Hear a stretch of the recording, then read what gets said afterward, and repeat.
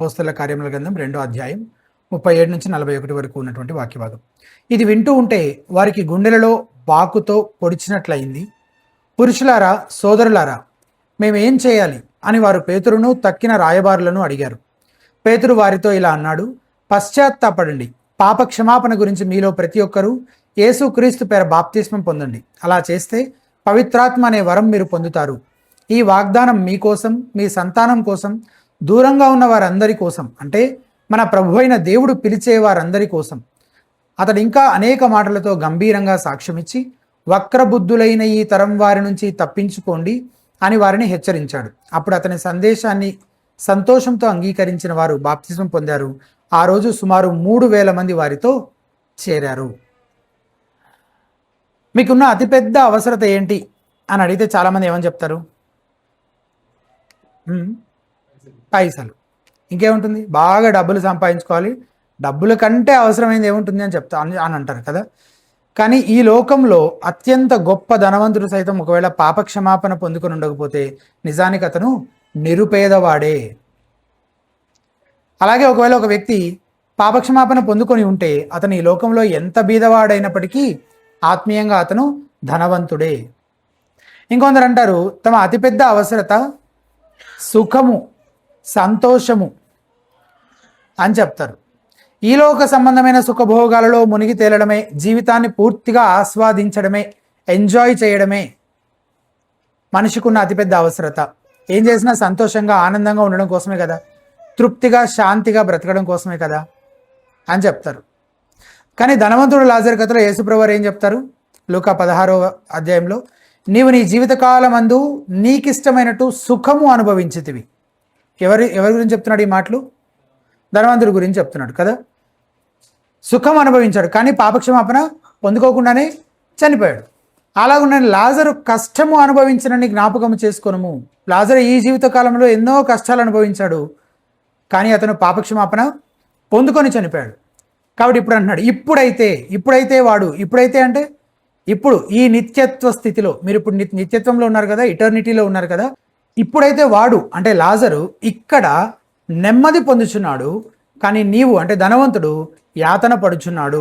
So ఈ లోకంలో ఎన్ని సంపాదించుకున్నా మళ్ళీ పాపక్షమాపణ లేకపోతే వాడు ఆ నిత్యత్వంలో నిజంగా బీదవాడే. పాపక్షమాపణ అనేది మనిషి యొక్క అతిపెద్ద అవసరత అయినప్పటికీ నేను పాపక్షమాపణ పొందుకోవాలంటే ఏం చేయాలి అనే ప్రశ్న అడిగేవాళ్ళు చాలా చాలా చాలా అరుదుగా కనబడతారు మనకి. సాధారణంగా ప్రజల మనసులో అలాంటి ప్రశ్నలు తలెత్తవు కదా. దేవునితో సమాధాన పడాలనే ఆ అవసరతను గుర్తించగలిగేలా పరిశుద్ధాత్ముడు కార్యం చేస్తే తప్ప ఎవరు ఆ ప్రశ్న అంత సాధారణంగా అడగరు. అయితే నమ్మకమైన, ప్రభావవంతమైన సాక్షులుగా ఉండడం కోసం మనం పాపక్షమాపణ ఎలా పొందుకోవాలనే ప్రశ్నకు సమాధానం మనకు తెలిసి ఉండాలి మొదట. అదే ఈరోజుటి మన ప్రసంగం. సంఘం విన్నటువంటి ఆ తొలి ప్రసంగంలో భాగంగా పెంతెకోస్తు దినాన పేతురు ప్రసంగిస్తూ, యూదులు సిలువ వేసి చంపింది మరెవరినో కాదు, ఆయనే, ఆ యేసే క్రీస్తు, అలాగే ప్రభువు అయ్యున్నాడు అని ప్రకటించాడు. ఆ సంగతులు మనం పోయిన వారం చూసాం. పేతురు ప్రసంగించడం పూర్తయిపోయిన తర్వాత ప్రజల స్పందన ఎలా ఉందో ఇప్పుడు మనం చూస్తున్నాం అనమాట. అది మొదటి విషయం. 37వ వచనంలో జనసమూహము పేతురు ప్రసంగానికి స్పందించారు. ఎట్లా స్పందించారు? 37వ వచనం, వారి మాట విని హృదయంలో నొచ్చుకొని, సహోదరులారా, మేమేమి చేతుమని పేతురును కడమ అపోస్తలులను అడుగగా. సహోదరులారా అని పేతురు సంబోధిస్తున్నాడు కదా. హృదయములో నొచ్చుకొని అనే మాట ఇంగ్లీష్లో పియర్స్డ్ టు ద హార్ట్ అని ఉంటుంది. ఈ మాటకు వాడుక భాషలో బాగా అనువదించారు. వారికి గుండెలలో బాకుతో పొడిచినట్లయింది అంట. బాకు అంటే చిన్న కత్తి. సో పేతురు ప్రసంగం విన్న తర్వాత వాళ్ళకి ఏమనిపించిందంట? వాళ్ళ గుండెలు కత్తితో పొడిచినట్లయిందంట. ఇంకో విధంగా కూడా దీన్ని ట్రాన్స్లేట్ చేయొచ్చు, హృదయము కోయబడిన వారై అనే అర్థం కూడా వస్తుంది ఆ మాటలకి. అంటే తమ సొంత మెస్సియాను తమ చేతులతో తామే చంపుకున్నందుకు వారి హృదయములలో కలిగిన విపరీతమైన దుఃఖాన్ని, బాధని, అపరాధ భావాన్ని ఈ మాటలు తెలియజేస్తున్నాయి. భయంకరమైన పాపపు ఒప్పుకోలనే ఆ కత్తి చేత పరిశుద్ధాత్ముడు వారి హృదయాలను పొడిచాడు. స్పర్జన్ ఒకసారి ఏమన్నాడంటే, గాయపడని వారిని స్వస్థపరచాలని చూడటము, వివస్త్రులుగా లేని వారిని వస్త్రాలతో కప్పడము, తమ పేదరికాన్ని గుర్తించని వాడిని ధనవంతుడిగా చేయాలని చూడటము వృధా ప్రయాసే అవుతుంది అన్నాడు.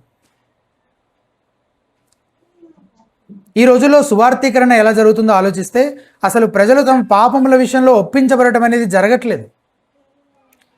ఆత్మీయంగా నైతికంగా వ్యాధిగ్రస్తులుగా ఉన్నామని వారు గుర్తించకముందే వారిని స్వస్థపరచడానికి తొందరపడుతున్నారు సువార్త ప్రకటించేవారు. మనము దేవుని పరిశుద్ధ ధర్మశాస్త్రాన్ని ఉపయోగించి మనుషులు ఉన్నటువంటి ఆ దయనీయ స్థితిని వారికి అర్థమయ్యేలా వారి వ్యాధి గురించిన అవగాహన వారికి మొదట కల్పించాలి. అప్పుడు మాత్రమే మనం ఇచ్చే మందులు వేసుకోవడానికి, మనం ఇచ్చే ఔషధాన్ని వాళ్ళు స్వీకరించడానికి, మనం చేసే చికిత్స విషయంలో మనల్ని అంగీకరించి మనతో సహకరించడానికి, అంటే సువార్త వాగ్దానం చేసే దేవుని కృపను వేడుకొని దానిని పొందుకోగలుగుతారు. తమ సమస్యను, ప్రస్తుతం తమకున్న అతిపెద్ద వ్యాధిని, అవసరతను గుర్తించిన ప్రజలు పేతురును అడుగుతున్నారు కదా, ఇప్పుడు మేము ఏం చేయాలి?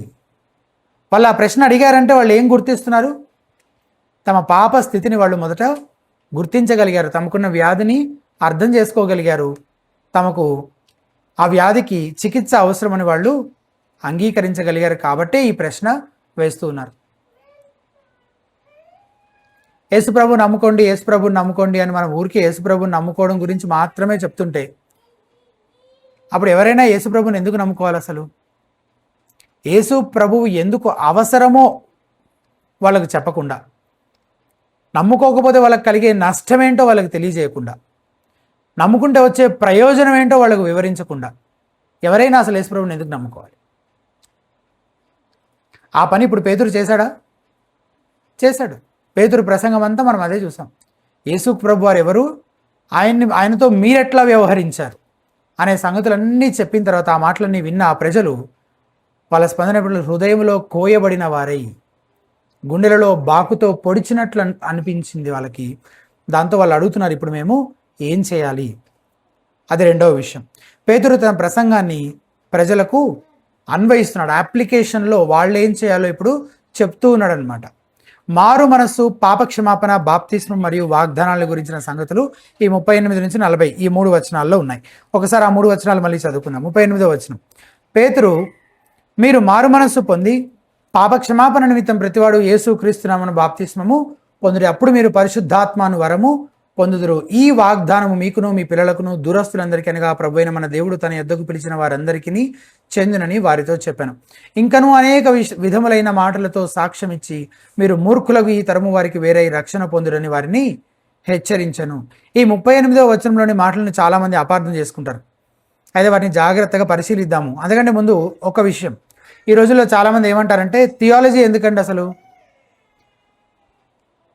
దానివల్లే సంఘంలో విభజనలు, గొడవలు, విభేదాలు వస్తున్నాయి.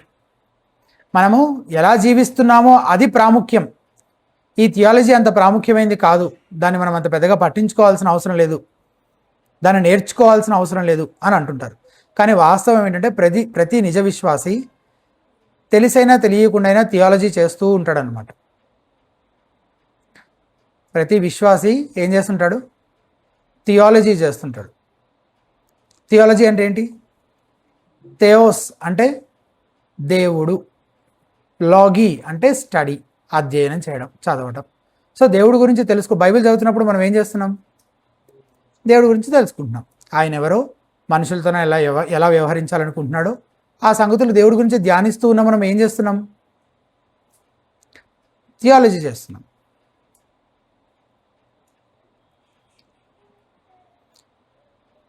ఒక విశ్వాసం ఎలా జీవించాలో అతనికి ఎలా తెలుస్తుంది? సరే, జీవించడమే ప్రాముఖ్యం, కరెక్టే, కానీ ఎలా జీవించాలో ఎట్లా తెలుస్తుంది? లేఖనాలు పరిశీలించినప్పుడు, అలా పరిశీలించినప్పుడు అతడు దేవుడి గురించి, దేవుడు ఈ లోకంతో మనుషులతో కలిగి ఉన్న సంబంధం గురించి నేర్చుకుంటూ ఉంటాడు కదా. అదే కదా థియాలజీ అంటే.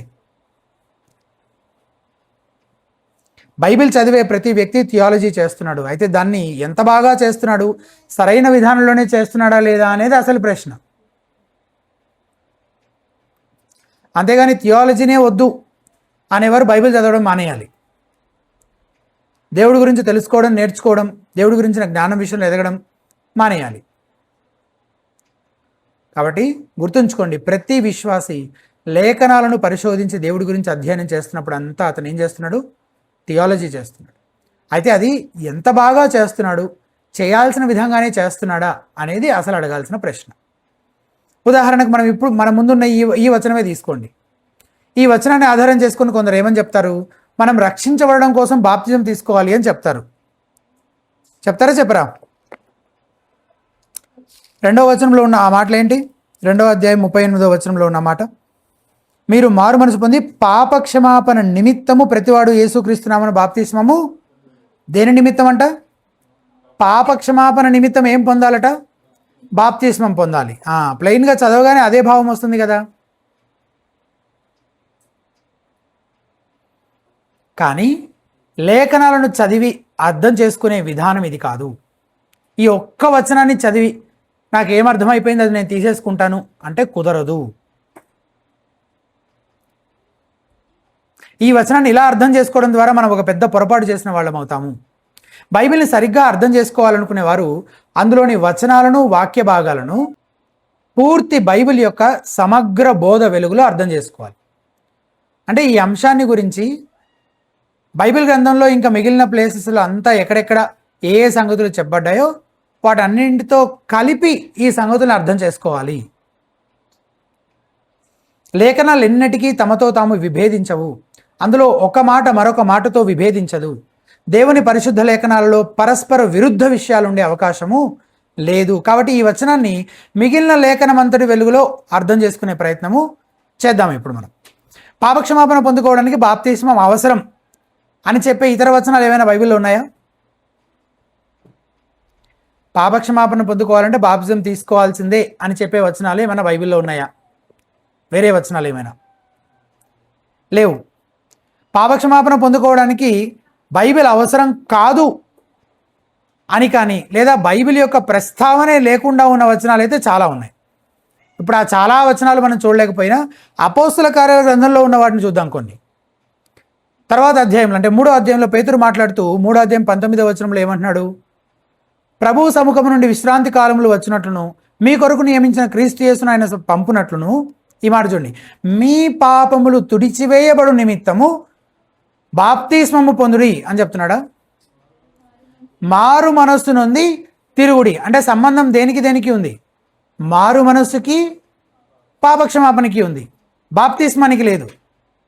తర్వాత 5వ అధ్యాయం 31వ వచనం చూస్తే పేతురు కౌన్సిల్ తోటి మాట్లాడుతూ ఏమన్నాడు? 5వ అధ్యాయం 31వ వచనంలో, ఇశ్రాయేలునకు మారు మనస్సును పాపక్షమాపణను దయచేయుటకై దేవుడు ఆయనను అధిపతిగాను రక్షకునిగాను తన దక్షిణ హస్త బలము చేత హెచ్చించి ఉన్నాడు. దేందేంటంట?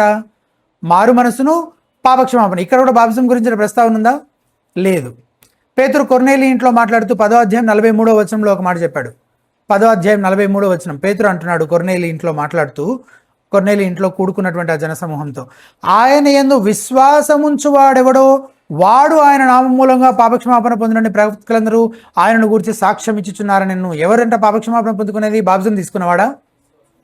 విశ్వాసముంచువాడు, ఆయన యందు విశ్వాసం ఉంచువాడు. సో మారు మనసు గురించి చూస్తున్నాము, విశ్వాసం గురించి చూస్తున్నాం. సో పాపక్షమాపణ, మన పాపములు క్షమించబడి పాపక్షమాపణ పొందుకోవాలంటే దానికి దేంతో సంబంధం ఉంది? మారు మనసు పొందడంతో సంబంధం ఉంది, విశ్వాసంతో సంబంధం ఉంది. కానీ బాప్తిస్మంతో సంబంధం ఉందా? లేదు.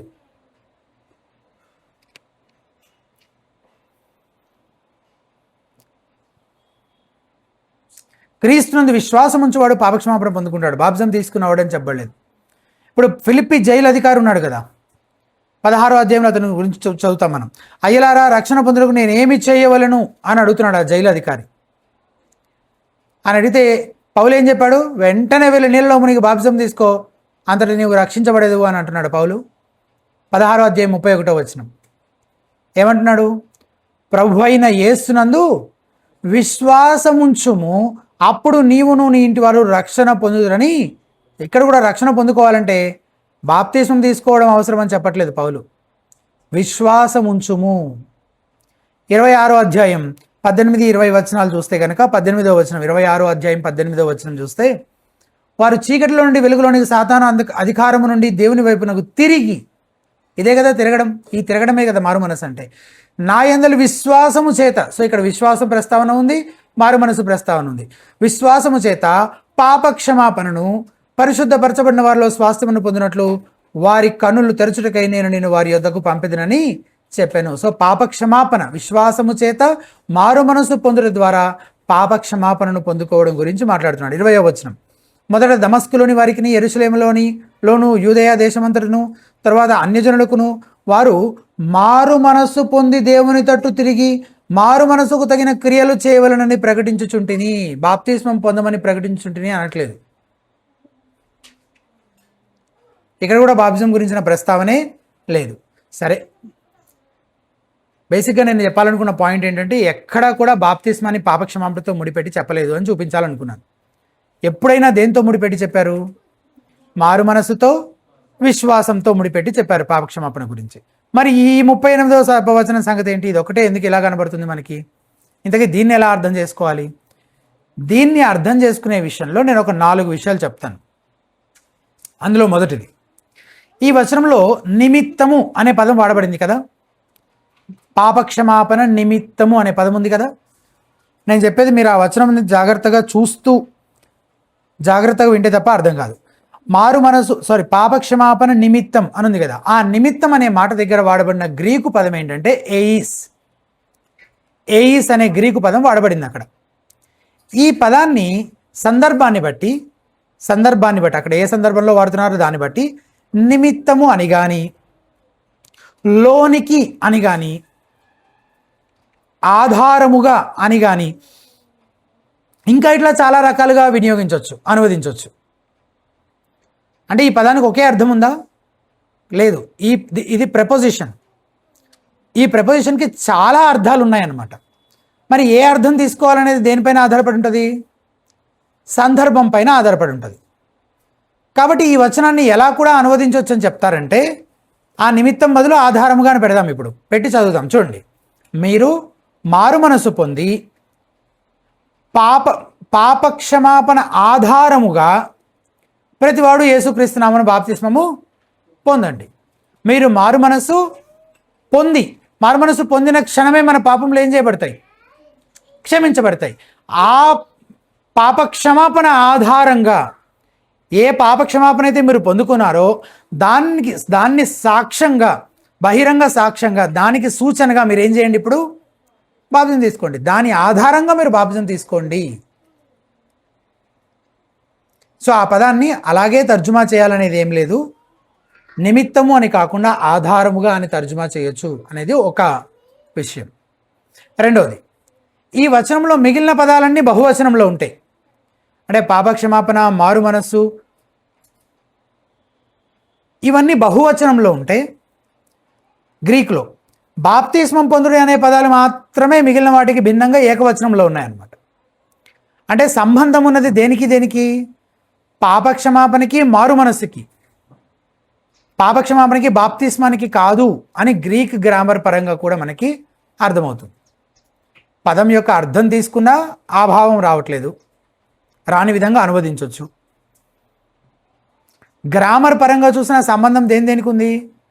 మారు మనస్సు పొంది పాపక్షమాపణ అన్న ఈ మాటలకే సంబంధం ఉంది, కానీ యేసుక్రీస్తు నామములో మీరు బాప్తిజం పొందండి అనే మాటకు సంబంధం లేదని అర్థమవుతుంది అనమాట. కాబట్టి అప్పుడు ఈ వచనాన్ని ఎట్లా అనువదించవచ్చో చెప్తున్నాను చూడండి. మీరు ఆ వచనాన్ని చూస్తూ ఉంటే నేను ఎట్లా అనువదిస్తున్నానో అర్థమవుతుంది మీకు. పాపక్షమాపణ నిమిత్తము మీరు మారు మనస్సు పొంది, ఒకవేళ దాన్ని నిమిత్తం అని ట్రాన్స్లేట్ చేసినా సరే ఇలా కూడా చేయొచ్చు. ఎలాగా?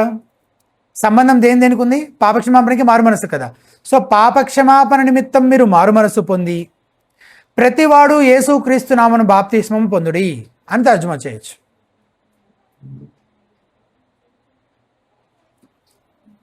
ఈ భావమే మిగిలిన బైబిల్ యొక్క సమగ్ర బోధతో సరిగ్గా సరిపోతుంది. ఇక మూడవ విషయము, బాప్తిజం గురించి లేఖనాల్లో ఏం బోధించబడింది? అసలు మారు మనసు పొంది క్రీస్తునందు విశ్వాసం ఉంచిన వ్యక్తి, మొదట మారు మనసు పొంది క్రీస్తునందు విశ్వాసం ఉంచిన వ్యక్తి తరువాత తన అంతరంగంలో అప్పటికే జరిగిన దానికి, ఆ కార్యాన్ని దానికి బాహ్య సూచనగా బాప్తిజం తీసుకుంటాడు.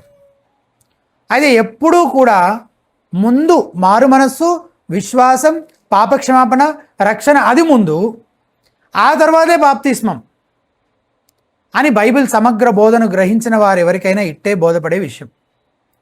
ఒక వ్యక్తి రక్షించబడకుండా బాప్తిజం తీసుకోవడం, ఇది ఆలోచించండి ఒకసారి.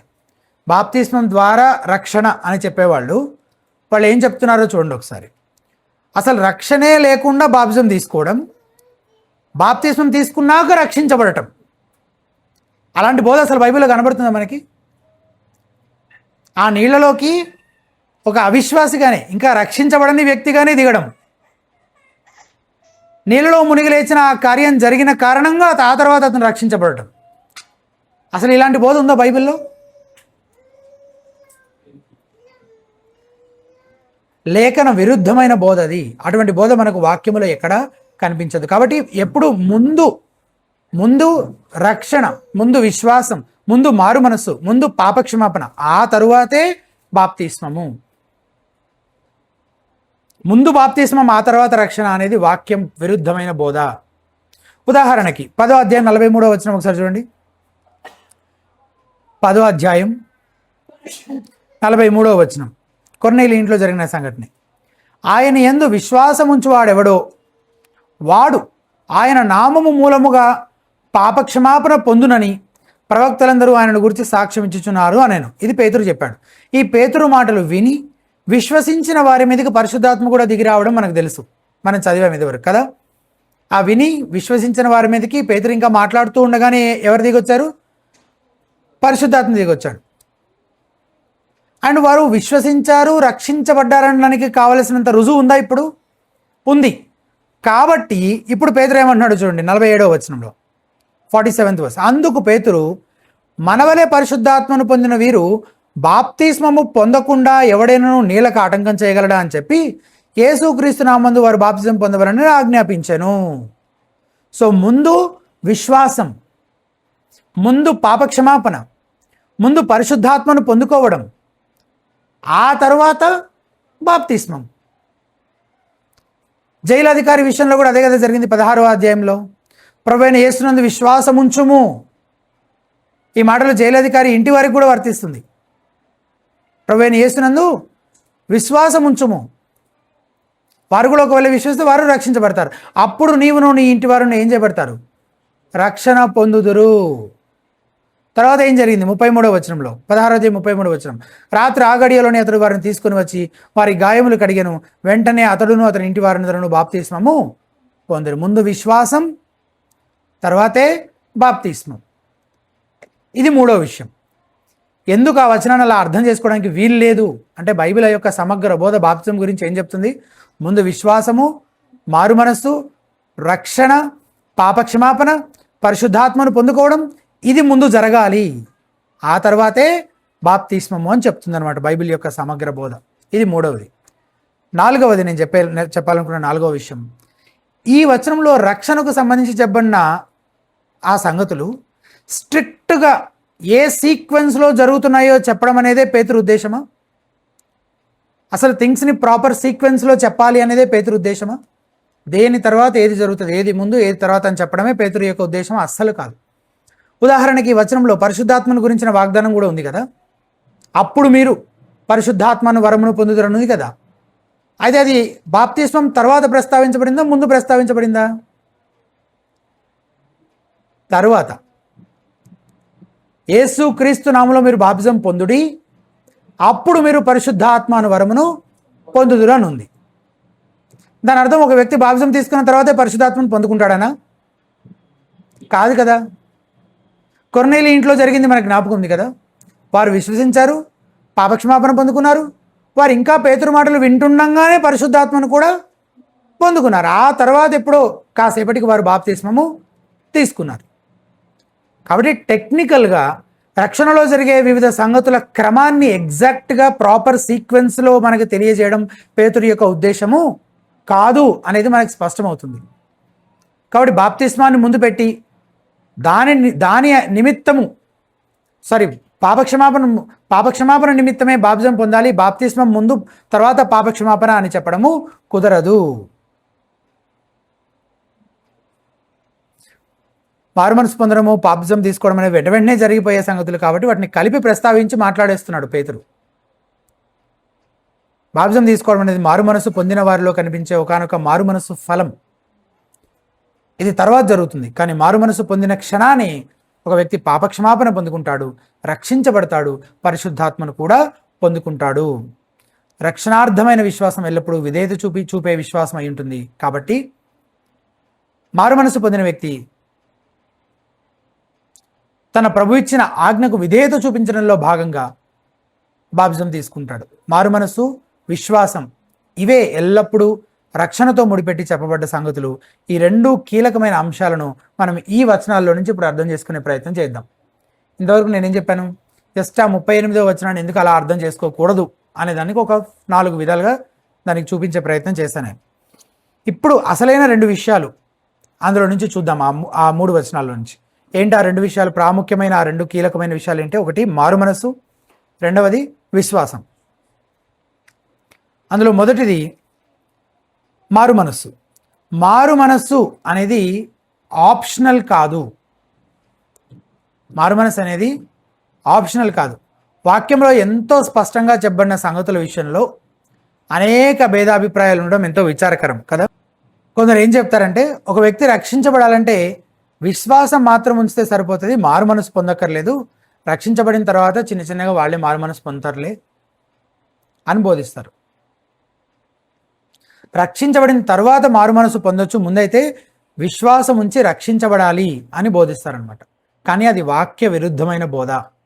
ఒకవేళ ఇదే నిజమైతే, ఏది విశ్వాసం మాత్రం ఉంచితే చాలు, మారు మనసు పొందక్కర్లేదు, దానికి ఇప్పుడు కంగారు లేదు, తర్వాత నిదానంగా చూసుకోవచ్చు అనేది నిజమైతే, పేతురు తన మాటలు వింటున్న యూదులతోటి మీరు ఏం చేయక్కర్లేదు, యేసునందు విశ్వాసం ఉంచి రక్షించబడండి అని చెప్పుండేవాడు కదా. కానీ పేతురు అట్లా చెప్తున్నాడు? పేతురు ఏం చెప్తున్నాడు? మారు మనస్సు పొందుడి అని చెప్తున్నాడు. పేతురు మాత్రమే కాదు, యేసు ప్రభువు కూడా తన బహిరంగ పరిచర్య ప్రారంభించినప్పుడు రాయబడిన డేటా ప్రకారం ఆయన చెప్పిన మొదటి మాట ఏంటది? మత్తయి 4:17లో అప్పటి నుండి యేసు పరలోక రాజ్యం సమీపించి ఉన్నది గనక మారు మనస్సు పొందురని చెప్పుచు ప్రకటింప మొదలుపెట్టెను. యేసు ప్రభు కూడా ఏం చెప్తున్నాడు? మారు మనస్సు పొందమని చెప్తున్నాడు. మీరు అవన్నీ అక్కర్లేదు, ముందు నమ్మండి, నమ్మితే చాలు, విశ్వాసం ఉంచితే చాలు అని చెప్పాడు యేసు ప్రభు. విశ్వసించడానికి నిరాకరిస్తున్న వారితోటి ఆయన ఏమన్నాడు? లూకా 13:3-5 మారు మనసు పొందడానికి, విశ్వసించడానికి కాదు, మారు మనసు పొందడానికి నిరాకరిస్తున్న వ్యక్తుల పరిస్థితి ఏమవుతుందో చెప్తూ లూకా సువార్త 13:3-5 వచనాల్లో మీరు మారు మనసు పొందని ఎడల మీరందరూ అలాగే నశింతురు. సేమ్ ఫ్రేజ్ మళ్ళీ 5వ వచనంలో రిపీట్ చేశారు. మీరు మారు మనసు పొందని ఎడల మీరందరూ అలాగే నశింతురు. మీరు విశ్వసించని ఎడల అనట్లేదు. కాబట్టి విశ్వాసం ఉంచితే సరిపోతుంది, మారు మనసు పొందక్కర్లేదు అనేది వాక్యానుసారమైన బోధ కాదు. తన శిష్యులను వాళ్ళకి గ్రేట్ కమిషన్ ఇచ్చేటప్పుడు లూకా సువార్త 24:47 వచనంలో యేసుప్రభు వారు అంటున్న మాటలు, యెరూషలేము మొదలుకొని సమస్త జనుల ఆయన పేరట మీరు ఏం చేయండి? మారు మనస్సును పాపక్షమాపణయు ప్రకటింపబడినని వ్రాయబడి ఉన్నది అని చెప్తున్నాడు. సో చాలా స్పష్టంగా మారు మనసు అనేది ఆప్షనలా? రక్షణ విషయంలో మారు మనసు పొందినా పొందకపోయినా పర్వాలేదు, విశ్వాసం ఉంచితే చాలు, రక్షించబడిపోతారు అని చెప్పొచ్చా? అస్సలు చెప్పలేము అట్లాగా. ఒక వ్యక్తి మారు మనసు పొందకుండా రక్షించబడటము కుదరదు. అది మారు మనసు గురించి నేను చెప్పాలనుకున్న మొదటి విషయం. రెండవది, మారు మనసు అంటే ఏంటి అసలు? మారు మనసు అంటే మనసు మారడం. లూయిస్ బెర్కాఫ్ అనే భక్తుడు ఇలా అన్నాడు, మారు మనసులో మొత్తం 3 ఎలిమెంట్స్ ఉంటాయని చెప్పాడు అనమాట. ఆయన మొత్తం 3 ఎలిమెంట్స్ ఉంటాయని చెప్పాడు. అందులో ఒకటి an intellectual element. Intellectual element అంటే అది మన ఆలోచనకు సంబంధించింది. పాపం విషయంలో, వ్యక్తిగత అపవిత్ర విషయంలో మనసు మారడం అంటే, ఇంతకుముందు నేనేమనుకునేవాడిని, నేను ఎంత మంచివాడినో, నా అంత మంచివాడు, నా అంత దయగలవాడు, నా అంత కనికరం కలిగినవాడు, నా అంత నిజాయితీ కలిగినవాడు, నా అంత యథార్థవంతుడు, అసలు ఇంకెవరైనా ఉంటారా అసలు అని తన చుట్టూ ఉన్న వాళ్ళతోటి తాను పోల్చుకొని తాను మంచివాడిని అని అనుకునే ప్రవృత్తి మనిషి యొక్క పతన స్వభావంలో సహజంగానే ఉంది. కానీ ఇప్పుడు ఆ అభిప్రాయం, ఆ ఆలోచన ఇప్పుడు ఏమైంది? మారు మనసు పొందినప్పుడు అది మారుతోంది.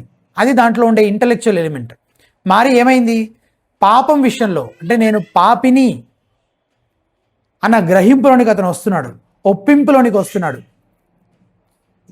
వ్యక్తిగత అపవిత్రత విషయంలో తను దాన్ని సరిగ్గా గుర్తించగలుగుతున్నాడు. ఆ కోణంలో అతని మనసు ఇప్పుడు మారింది. రెండవది అన్ ఎమోషనల్ ఎలిమెంట్, మన భావోద్రేకాలకు సంబంధించిన విషయం. పరిశుద్ధుడైన న్యాయవంతుడైన దేవునికి వ్యతిరేకంగా చేసిన పాపాన్ని బట్టి దుఃఖించడం, పశ్చాత్తాపడటం, కేవలం ఒప్పించబడటం, అంగీకరించడం కాదు. నేను దేవునికి వ్యతిరేకంగా పాపం చేశాను అని చెప్పి దాన్ని బట్టి కలిగే దుఃఖం, పశ్చాత్తాప దుఃఖం అతనిలో కలుగుతుంది. అది ఇమోషనల్ ఎలిమెంట్. మూడవది అవల్యూషనల్ ఎలిమెంట్, అంటే అంతరంగంలో పాపం నుండి తిరగడం, వైదొలగడం, దానిని విడిచిపెట్టడం, దాన్ని అసహించుకోవడం, పాప క్షమాపణ కోసం ప్రభువును వేడుకోవడం. ఇది వొల్యూషనల్ ఎలిమెంట్ అన్నమాట. సో మారు మనస్సు అని మనం అంటున్నప్పుడు అందులో కనీసం ఈ 3 ఎలిమెంట్స్ ఉంటాయి అని చెప్పారు లూయిస్ బర్కాఫ్ గారు. ఒక వ్యక్తి మారు మనసు పొందినప్పుడు ఈ 3 జరుగుతాయి అని అన్నాడు. చాలా చక్కగా నిజంగా మారు మనసులో జరిగేటువంటి ఆ సంగతులన్నింటినీ ఒక 3 కేటగిరీస్గా క్రోడీకరించారు ఆయన. చార్ల్స్ స్పర్జన్ అనే భక్తుడు అంటాడు, మారు మనసు, విశ్వాసం కవల పిల్లలు, అవి కలిసే జీవిస్తాయి. ఒకటి ఉండి ఒకటి ఉండకుండా ఉండడం అసాధ్యం. ఒక క్రైస్తవుడు ఈ లోకంలో జీవించినంత కాలము అతనికి 2 అవసరమే అని అన్నాడు అనమాట. దీన్ని ఇలా అర్థం చేసుకోవాలి. మారు మనసు అనేది నాణానికి 2 వైపుల లాంటిది. ఒకవైపు మారు మనసు ఉంటే ఇంకోవైపు విశ్వాసం ఉంటుంది. ఆ రెండింటిని విడదీయలేము.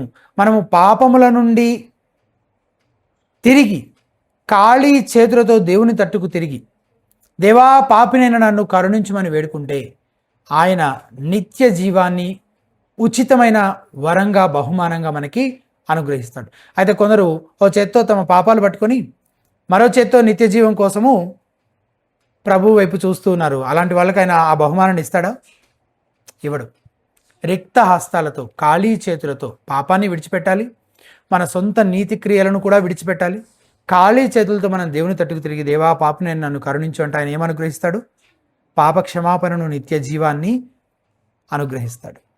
ఆ మాటకు వస్తే అసలు విశ్వాసమైనా మారు మనస్సైనా అదంతా దేవుడు అనుగ్రహించే బహుమానమే.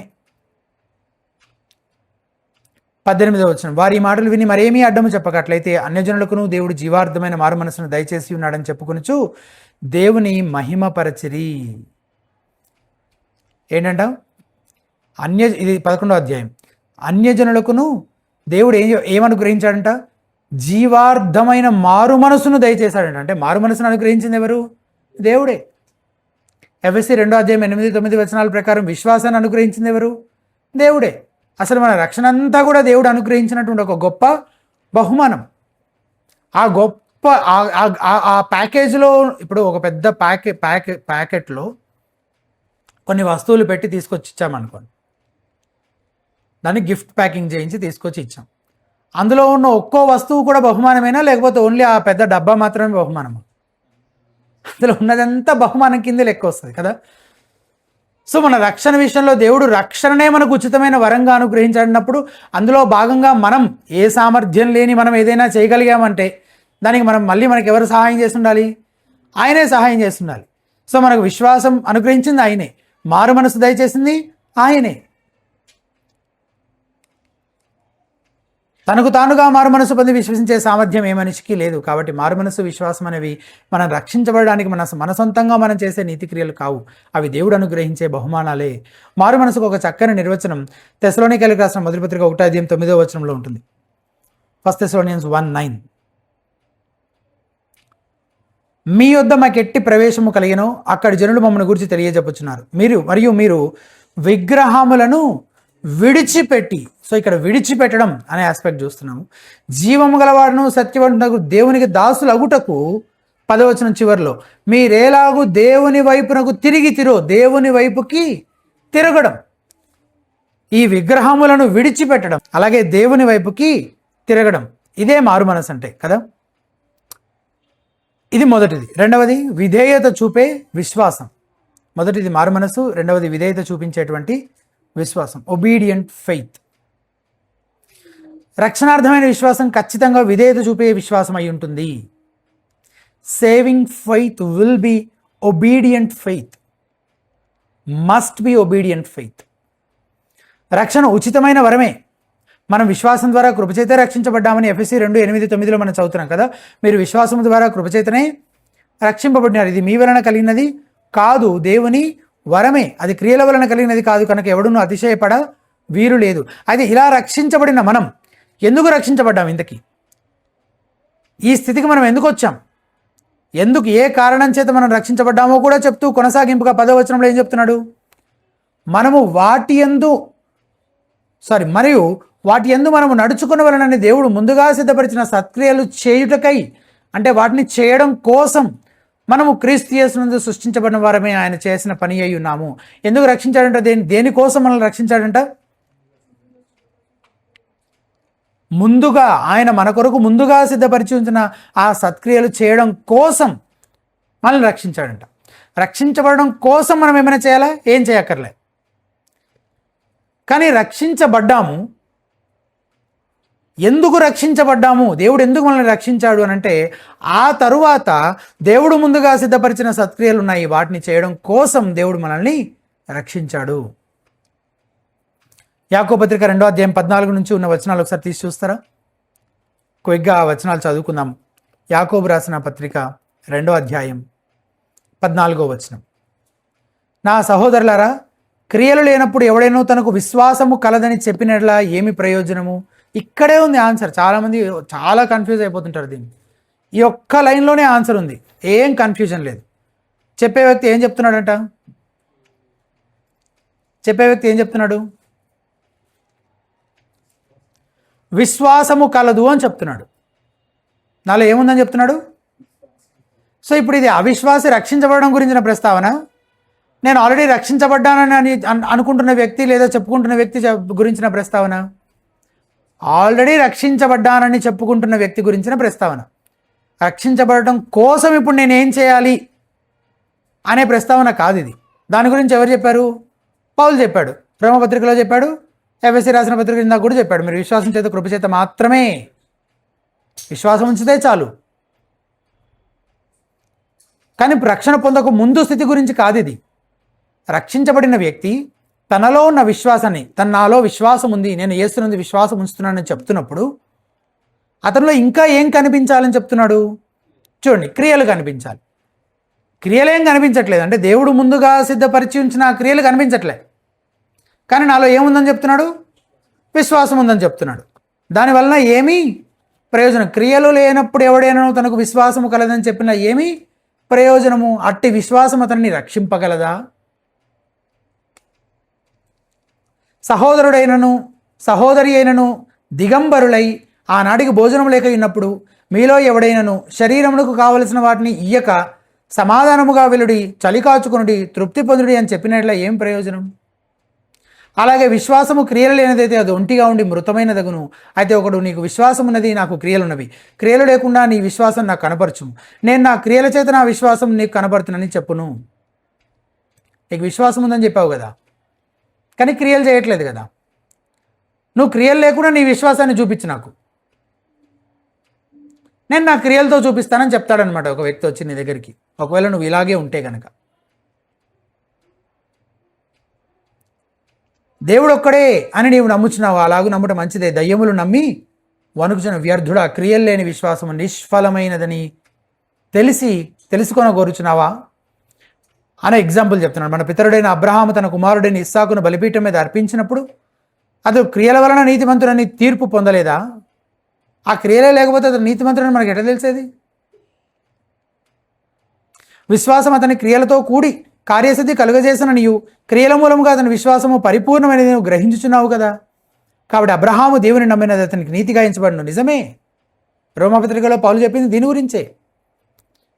విశ్వసించెను, నమ్మెను, అది అతను నీతిగా ఎంచబడును. అతను నీతిమంతుడే, దేవుని చేత నీతిమంతునిగా తీర్చబడ్డాడు. ఆ లేఖనము నెరవేర్చబడిన అది నిజంగా ఎట్లా నీతిమంతునిగా తీర్చబడిన, నేను నీతిగా ఎంచబడిన, నీతిమంతుని అయ్యాను అనేది ఎట్లా తెలుస్తుంది? నీతి ఫలాలు ఫలించినప్పుడు, నీతి క్రియలు చేసినప్పుడు తెలుస్తుంది. మరియు దేవుని స్నేహితుడని అతనికి పేరు కలిగాను. మనుషుడు విశ్వాస మూలమున మాత్రము గాక క్రియల మూలమును నీతిమంతుడని ఎంచబడునని మీరు దీని వలన గ్రహించితిరి. అటువలనే రాహాబను వేషకుడా దూతలను చేర్చుకుని వేరొక మార్గమున వారికి వెలుపలికి పంపివేసినప్పుడు క్రియల మూలముగా నీతిమంతురాలని ఎంచబడిను కదా. ప్రాణము లేని శరీరం ఎలాగ మృతమో అలాగే క్రియలు లేని విశ్వాసమును మృతము. యోహాను రాసిన మొదటి పత్రిక 2వ అధ్యాయం 3వ వచనం, 1 John 2:3. మరియు మనం ఆయన ఆజ్ఞలను గైకొనిన ఎడల దీని వలననే ఆయనను ఎరిగి ఉన్నామని తెలుసుకుందాము. ఆజ్ఞలను గైకొనకపోతే, ప్రభు చెప్పినట్టు చేయకపోతే, ఆయన మాటకు విధేయత చూపించకపోతే, అప్పుడు మనం ఆయనను ఎరిగి ఉన్నామని మనం చెప్పేది ఒక పెద్ద అబద్ధం. కానీ ఒక వ్యక్తి పర్సిస్టెంట్గా దేవునికి అవిధేయత చూపిస్తున్నాడు అనుకోండి, అతను కలిగి ఉన్న విశ్వాసం రక్షణార్థమైనదేనా? కాదు. విధేయత చూపించని విశ్వాసం రక్షణార్థమైన విశ్వాసము కాదు. రక్షణార్థమైన విశ్వాసం ఎల్లప్పుడూ, నిజమైన విశ్వాసం ఎల్లప్పుడూ విధేయత చూపే విశ్వాసం అయి ఉంటుంది.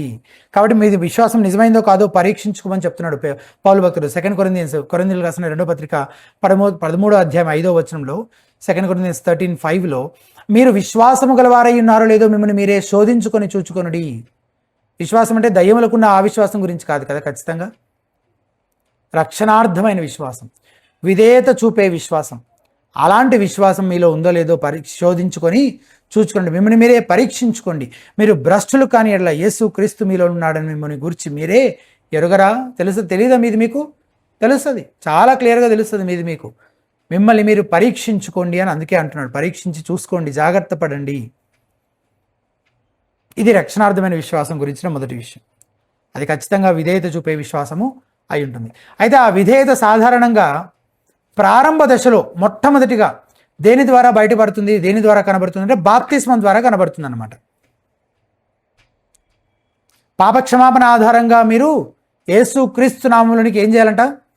బాప్తిస్మం తీసుకోవాలి. చూసారా, పాపక్షమాపణ పొందుకున్న వ్యక్తి, మారుమనసు పొందిన వ్యక్తి, రక్షించబడిన వ్యక్తి, నిజంగా అతనిలో ఉన్న విశ్వాసం రక్షణార్థమైన విశ్వాసం అయి ఉంటే అతను ఇమీడియట్గా ఏం చేయడం మొదలు పెడతాడు? విధేయత చూపించడం మొదలు పెడతాడు. ఆ విధేయత చూపించడంలో భాగంగా మొట్టమొదటిగా అది ఏం చేస్తాడు? అతను బాప్తిస్మం తీసుకుంటాడు. బాప్తిస్మం ఇచ్చి యోహాను మారుమనసు సంబంధమైన బాప్తిస్మం ఇచ్చాడు. ఇందులో కొందరు ఆ బాప్తిస్మం తీసుకొని కూడా ఉండొచ్చు, ఈ పేతురు మాటలు వింటున్న ప్రజలు. కానీ సాధారణంగా మాట్లాడుకుంటే బాప్తిస్మం తీసుకోవడం అనేది యూదులు ఇష్టపడే విషయం కాదు. ఎందుకు? అది సాధారణంగా అప్పటి వరకు ఎవరు తీసుకుంటూ వచ్చారు? అన్యులు యూదా మతంలోకి ఒకవేళ చేరాలనుకున్నా అటువంటి పాపుల కోసం నియమించబడినటువంటి ఒక ఆచారం అది. అటువంటి ఆచారము మేము యూదులమైన మేము, దేవుని ప్రజలమైన మేము బాప్తిస్మం తీసుకోవాలా అంటే ఇప్పుడు నేను ఎవరితో ఐడెంటిఫై చేసుకుంటున్నాను? నేను ఆ పాపులతోటి. నేను అన్యులంటే ఇంక వాళ్ళ దృష్టిలో పాపులే. ఒక పాపిగా నేను గుర్తించుకొని ఐడెంటిఫై చేసుకొని ఒప్పుకుంటే తప్ప నేను ఆ పని చేయలేను. పైగా అది ఒక ఆస్పెక్ట్. అది ఇంకొక ఆస్పెక్ట్ ఏంటి? ఎవరి నామంలో బాప్తిస్మం గురించి ఇప్పుడు ఇదంతా. ఎవరినైతే యూదు మత నాయకులు కొన్ని రోజుల క్రితం సిలువ వేసి చంపారో ఆ యేసుతోటి ఐడెంటిఫై చేయబడుతూ ఆయన శిష్యులుగా ప్రకటించుకుంటూ ఆయన నామమును బాప్తిస్మం తీసుకోవడం నిజంగా ఎంతో సవాలుతో కూడుకున్న విషయమే కదా. ఒక వ్యక్తి బాప్తిస్మం తీసుకుంటే సొంత కుటుంబము, స్నేహితులే అతను వెలివేయవచ్చు. అయినప్పటికీ అతను యేసుకు లోబడి, ఎందుకు? అతనిలో ఉన్న విశ్వాసం ఎటువంటి విశ్వాసము? రక్షణార్థమైన విశ్వాసం, నిజమైన విశ్వాసం. కాబట్టి అతను ఏం చేస్తాడు? యేసుకు లోబడతాడు, విధేయత చూపిస్తాడు. విధేయత చూపించి తన జీవితాంతం మట్టుకు ఆయనకు నమ్మకమైన దాసుడిగా జీవిస్తాడు. క్రీస్తు ప్రభుత్వానికి లోబడతాడు. కాబట్టి తప్పక ఆయన ఇచ్చిన ఆజ్ఞ, మీరు బాప్తిస్మము పొందండి అని ఇచ్చిన ఆజ్ఞకు విధేయత చూపిస్తాడు. ఎంత మూల్యం చెల్లించడానికైనా వెనకాడడు. తప్పక ఏం చేస్తాడు? బాప్తిస్మము తీసుకుంటాడు. దాంతో అతను విధేయత చూపించడం కేవలం ప్రారంభమైంది. తర్వాత అతను జీవితాంతం మటుకు ప్రభు దాసుడిగా ఆయనకు విధేయత చూపిస్తూ జీవిస్తాడు. అలాంటి విశ్వాసం ఎవరిలో అయితే ఉందో వారు మాత్రమే నిజమైన రక్షణార్థమైన విశ్వాసాన్ని కలిగి ఉన్నట్లు. విధేయత చూపే విశ్వాసం. అలాగే తండ్రి కుమార పరిశుద్ధాత్మ నామంలో బాప్తిస్మం తీసుకోవాలా, యేసునామంలో బాప్తిస్మం తీసుకోవాలా? ఇదో పెద్ద చర్చ. తండ్రి కుమార పరిశుద్ధాత్మ నామంలో బాప్తిస్మం తీసుకుంటే అదంతా చెల్లదు, యేసునామంలో తీసుకోవాల్సిందే మళ్ళీ అని చెప్పేవాళ్ళు బయలుదేరారు. అండ్ ఇస్తున్నారు కూడా యేసునామంలో బాప్తిస్మం అని. కానీ యాక్చువల్గా ఆ రెండు వేరువేరు ఏం కాదు. ఆ రెండు ఒకే బాప్తిస్మం గురించి మాట్లాడుతుంది. తండ్రి కుమార పరిశుద్ధాత్మ నామములో తీసుకోవడం అనేది బాప్తిస్మం ఇవ్వాల్సిన పద్ధతిని గురించి మాట్లాడుతుంది. నీళ్ళలో ముంచేటప్పుడు ఎవరి నామంలో బాప్తిజం ఇస్తున్నట్లుగా ప్రకటించాలో ఆ సంగతి చెప్తుంది. మరి యేసునామంలో బాప్తిజం అని ఎందుకన్నారు? ఆ బాప్తిస్మానే యేసునామంలో బాప్తిజం అన్నారు. ఎందుకన్నారు యేసునామంలో బాప్తిజం అని? తండ్రి, కుమార, పరిశుద్ధాత్మ నామంలో బాప్తిస్మం అని అనొచ్చు కదా దాన్ని. అలా అనుకుంటే ఇలా ఎందుకన్నారు? ఇలా ఎందుకన్నారంటే ఆ రోజుల్లో ఉన్న చాలా రకాల బాప్తిస్మాల నుండి వీళ్ళు ఇస్తున్న ఈ బాప్తిస్మాన్ని వేరు చేస్తూ దీనికి ఒక పేరు పెట్టాల్సి వచ్చింది. అప్పుడు మిగిలిన బాప్తిస్మాల్లో లేనిది ఈ బాప్తిజంలో ఉన్నది ఎవరు? యేసుక్రీస్తు మాత్రమే, యునిక్గా. కాబట్టి ఆ తండ్రి, కుమార, పరిశుద్ధాత్మ నామంలో ఇచ్చే బాప్తిస్మానికే ఏం పేరు పెట్టి ఎలా పిలవడం మొదలుపెట్టారు? యేసు నామంలో బాప్తిజం అని పేరు పెట్టి అలా పిలవడం మొదలుపెట్టారు. కానీ వాళ్ళు బాప్తిజం ఇచ్చే పద్ధతి మాత్రం తండ్రి, కుమార, పరిశుద్ధాత్మ నామంలోనే. దానికి పెట్టిన పేరు, దాన్ని అలా పిలిచారంతే. అది ఒక విషయం. రెండవది, పిల్లలకు చిలకరింపు బాప్తిజం ఇవ్వమని వాక్యంలో ఎక్కడైనా చెప్పబడిందా? ఎక్కడా చెప్పలేదు. అపోస్తల కార్యాల గ్రంథాన్ని అంతా పరిశీలించండి. ఎప్పుడూ కూడా ముందు మారు మనసు, విశ్వాసము అవి ఉన్న వ్యక్తులే బాప్తిజం తీసుకోవాలన్నట్లుగా చెప్పబడింది. వాళ్ళే తీసుకున్నారు. సో ప్రతి వ్యక్తి మొదట మారు మనసు పొంది యేసునందు విశ్వాసం ఉంచాలి. ఆ తర్వాతే బాప్తిస్మము తీసుకోవాలి. పిల్లలకి ఏం తెలుస్తుంది? చిన్న పిల్లలు విశ్వాసం ఉంచగలుగుతారా? వాళ్ళు మారు మనసు పొందగలుగుతారా? అవేవి జరగనప్పుడు వాళ్ళకి బాప్తిజంతో ఏం సంబంధం అసలు? చార్ల్స్ స్పర్జన్ అనే భక్తుడు అంటాడు, if the professed convert distinctly and deliberately declares that he knows the lord's will, అంటే నేను క్రైస్తవుడినే అని చెప్పుకుంటున్న ఒక వ్యక్తి, నేను విశ్వాసనే అని చెప్పుకుంటున్న ఒక వ్యక్తి, నాకు దేవుని చిత్తం ఏంటో తెలుసు అని చెప్పి, but doesn't mean to attend to it, దాని ప్రకారం ఒకవేళ చెయ్యకపోతే, దాని ప్రకారం జీవించకపోతే, నాకు దేవుని చిత్తం ఏంటో తెలుసు, దేవుడు ఏం చేయమని చెప్తున్నాడో తెలుసు, నేనెవరిని? నేను క్రైస్తవుని, క్రీస్తుకు చెందినవాడిని, ఆయన శిష్యుడిని, ప్లస్ ఆయన చిత్తం ఏంటో కూడా నాకు తెలుసు, ఆయన నా దగ్గర నుంచి ఏం కోరుకుంటున్నాడు, నేను ఎలా జీవించాలని కోరుకుంటున్నాడు, అదంతా కూడా నాకు తెలుసు. క్రైస్తవుని చెప్పుకుంటున్నాడు, ప్రొఫెస్ చేస్తున్నాడు, దేవుని చిత్తం తెలుసు అంటున్నాడు, కానీ దాని ప్రకారం చేయట్లేదు. You are not to pamper his presumptions, అతని ఆలోచనల్ని సమర్థించే విధంగా నువ్వేం చేయొద్దు. But it is your duty to assure him that he is not saved. నీ బాధ్యత ఏంటంటే అతనికి నిశ్చయంగా ఏం చెప్పాలి? నువ్వు రక్షించబడలేదు అని చెప్పాలి. ద సోల్ విన్నర్ అనే తన పుస్తకంలో చార్ల్స్ స్పర్జన్ చెప్పిన మాటలు అన్నమాట. సో విధేయత చూపించకుండా ఒక వ్యక్తి నాలో విశ్వాసం ఉందని, ఏం చేస్తున్నావు? కూర్చో, సిడౌన్. ద సోల్ విన్నర్ అనే తన పుస్తకంలో చార్ల్స్ స్పర్జన్ చెప్పిన మాటలు అనమాట. సో ఎవరైనా సరే ప్రభు చిత్తం ప్రకారం చేయకుండా కేవలం మేము ప్రభువుకి చెందిన వాళ్ళమని చెప్పుకుంటూ ఉంటే వాళ్ళు తమను తాము మోసం చేసుకుంటూ ప్రజల్ని మోసగిస్తున్నారు. వారు రక్షించబడలేదని చెప్పాల్సిన బాధ్యత ఎవరిది? మనదే. అబ్బో అసలు ఇట్లా చెప్తే డైరెక్ట్ ఇంకేమనుందా? పాపం వాళ్ళు ఎంత డిస్కరేజ్ అయిపోతారు, ఎంత నిరుత్సాహపడతారు నువ్వు రక్షించబడలేదని చెప్తే. అందుకని సత్యాన్ని దాచిపెట్టి వాళ్ళు నరకానికి పంపించేద్దామా? అక్కడ బాధపడడం కంటే ఇక్కడ బాధపడడం బెటర్ కదా. ఎవరైతే ఈ రీతిన మారు మనసు పొంది విశ్వాసం ఉంచుతారో వారు పరిశుద్ధాత్మ అనే వరాన్ని పొందుకుంటారు అని కూడా మనం చూస్తున్నాం. రక్షణ అనే బహుమానంలో ఇది కూడా ఒక భాగమే కదా. పేతురు ఈ వాగ్దానం యొక్క పరిధిని కూడా వివరిస్తే ఏమంటున్నాడు 39వ వచనంలో, ఈ వాగ్దానము మీకును మీ పిల్లలకును దూరస్తులందరికీ, అనగా ప్రభువైన మన దేవుడు తన యొద్దకు పిలిచిన వారందరికీ చెందినని వారితో చెప్పిన. ఇజ్రాయేలీయులకు మాత్రమే కాదండి, దూరస్తులందరికీ, వారిలో ఎవరినైతే అందరినైతే ప్రభు తన యొద్దకు పిలిచాడో వారందరికీ ఈ వాగ్దానం చెందింది. ఏంటా వాగ్దానం? ఎవరైతే మారు మనసు పొందుతారో, ఆయన మీద విశ్వాసం ఉంచుతారో వారు పాప క్షమాపణను, నిత్య జీవాన్ని పొందుకుంటారు అనే వాగ్దానం.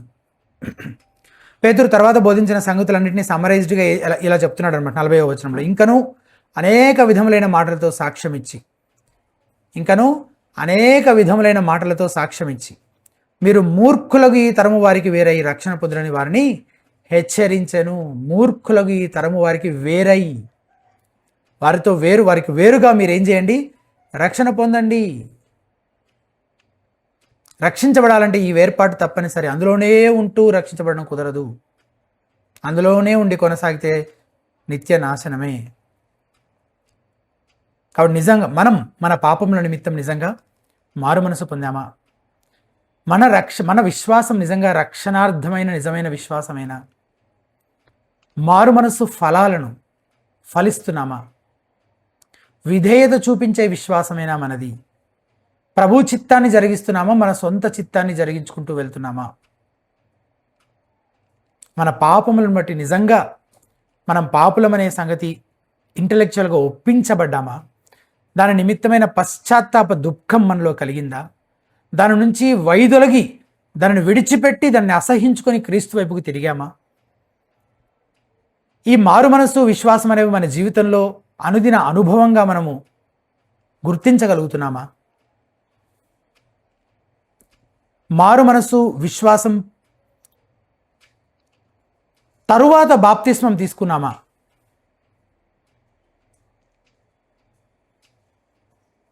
ఈ సంగతులన్నిటి విషయంలో మళ్ళీ మనము పరిశీలించుకోవాలి. చివరిగా మూడవది, పేతురు తన ప్రసంగాన్ని ఆధారం చేసుకొని ప్రాక్టికల్గా దాన్ని అప్లై చేసి కొన్ని మాటలు చెప్పిన తర్వాత ఫలితంగా ఏం జరిగింది? 3000 ఆత్మలు రక్షించబడ్డాయి. 41వ వచనం. కాబట్టి అతను వాక్యము అంగీకరించిన వారు బాప్తిస్మం పొందిరి. ఆ దినమందు ఇంచుమించు 3000 మంది చేర్చబడి. ఈ రోజుల్లో సువార్తను ఎంత డైల్యూట్ చేసేస్తున్నారంటే అసలు పాపం గురించి మాట్లాడరు, శిష్యత్వం గురించి మాట్లాడరు. ప్రస్తుత వాక్య విరుద్ధమైన సంస్కృతితో తెగదెంపులు చేసుకుని దానికి వేరే రక్షణ పొందమని ధైర్యంగా పిలుపునివ్వరు. పేతురుని చూసి మనం ఆ విషయంలో నేర్చుకోవాలి కదా, సువార్త ఎలా ప్రకటించాలో నేర్చుకోవాలి. అతను మారు మనస్సు పొందమని ప్రకటిస్తున్నాడు, బాప్తిస్మం తీసుకోమని ధైర్యంగా ప్రకటిస్తున్నాడు. దేవుడు వారి అంతరంగంలో కార్యం చేశాడు. తద్వారా 3000 మందిని సంఘానికి చేర్చి దేవుడు ఆ తొలి ప్రసంగాన్ని వాడుకొని మొదటి స్థానిక సంఘాన్ని ఆయన బలపరిచినట్లు మనం ఇక్కడ చూస్తున్నాం. కాబట్టి మనము కూడా ఇంతే ధైర్యంగా, ఇంతే స్పష్టంగా, ఇంతే నిజాయితీతో దేవుని యొక్క సువార్తను మనము ప్రకటించడానికి మళ్ళీ మనము సమర్పించుకోవాలి. ఆ విషయంలో పేతురు ఒక మంచి మాదిరిని మన ముందు ఉంచుతున్నాడు. సో ఈ సంగతులను మనం జ్ఞాపకం చేసుకుంటూ వీటిని మన జీవితాలకు మనం అన్వయించుకుంటూ ప్రార్థన చేసుకుందాం. మనిషి యొక్క గొప్ప అవసరత ఏంటో ముందుగా అతనికి తెలియజేయనిదే, అతనికి ఉన్న వ్యాధి ఏంటో అతను గుర్తించనిదే అతనికి మనం సహాయం చేయలేం. కాబట్టి సువార్త చెప్పే మన పద్ధతుల్ని, మన విధానాల్ని మనం పరిశీలించుకోవాలి. ధైర్యంగా సత్యాన్ని ఉన్నదన్నట్టుగా చెప్తున్నామా? అవతల వ్యక్తి నిజంగా రక్షించబడలేదని మనం గుర్తించగలుగుతున్నప్పుడు కూడా ఒకవేళ వారు నొచ్చుకుంటారని ఆలోచించి వారిని నిత్య నరకానికి దగ్గరుండి మనమే పంపించే వారంగా ఉంటున్నామేమో పరిశీలించుకుందాం. నీ ఆరోగ్యం బాగలేదు అని చెప్పడమే నిజంగా ఒక వ్యాధిగ్రస్తుడికి మనం చేసే గొప్ప మేలు. పర్వాలేదులే, నువ్వు బాగానే ఉన్నావులే అనే అభిప్రాయం కలిగేలా ఒకవేళ మనము మాట్లాడితే కనుక అలా మనం ఎన్నటికీ సువార్త ప్రకటించి ఏ వ్యక్తి పాపక్షమాపణ పొందుకునేలా మనం వారిని నడిపించలేం. కాబట్టి మనం సువార్త ఎలా ప్రకటిస్తున్నాం, అందులో ఏ సంగతులు ప్రకటిస్తున్నాం, మళ్ళీ మనం పరిశీలించుకుందాం. అంతకంటే ముందు మన గురించి మనం ఆలోచించుకుందాం. నిజంగా నేను మారు మనసు పొందానా? మారు మనసు ఫలాలు నా జీవితంలో కనిపిస్తున్నాయా? నిజంగా నా విశ్వాసం రక్షణార్థమైందేనా? నిజంగా యేసుక్రీస్తు ప్రభువే నా యజమానా? ఆయనే నా ప్రభువా? ఆయన మాటలకు నేను విధేయత చూపిస్తున్నానా? ఆయన ఆజ్ఞలకు లోబడి జీవిస్తున్నానా? ఆయన చిత్తాన్నే జరిగించేవాడిగా ఉన్నానా, లేకపోతే నా చిత్తాన్ని చేసుకునేదానిగా ఉన్నానా? పరిశీలించుకుందాం, ప్రార్థన చేసుకుందాం.